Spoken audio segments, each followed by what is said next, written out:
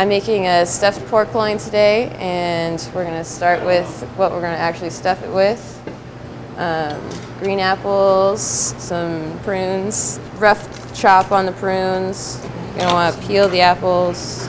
You don't have to worry about getting all the skin off, just most of it. Of course, you want to get the core out of the apples and chop them.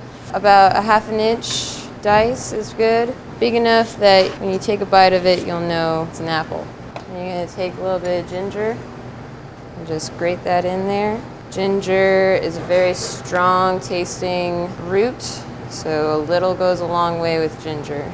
And then just season with some salt and pepper, usually to taste. And then that's what you're going to stuff the pork with. When you get the pork, you're going to want to cut the bones out. Then we're going to roast the bones with some mirepoix, which is just celery, onions, and carrots. Once they're browned, you're going to want to take some red wine and you deglaze the pan. This is some demi-glaze. It's just a brown stock, basically, a thick brown stock.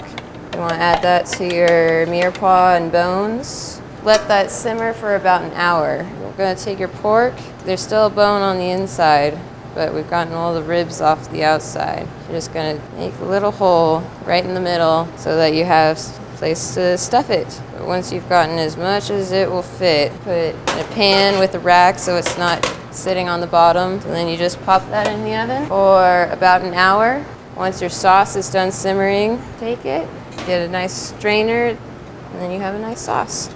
That's how you make a stuffed pork loin. Today I will be showing you how to prepare Nikki's sweet potato recipe.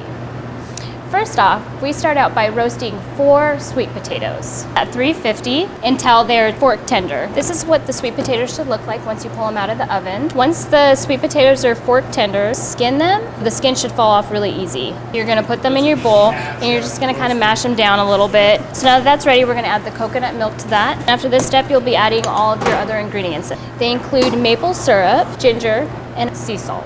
So now we're going to mix all that together. When preparing your boats or ramekins or any type of oven-safe dish, you're going to want to butter it or grease it up. Now you're going to want to put your filling in. And I'm just going to take the back of the spoon and I'm just going to gently fill out my dish. So right now I have about 1/3 cup coconut.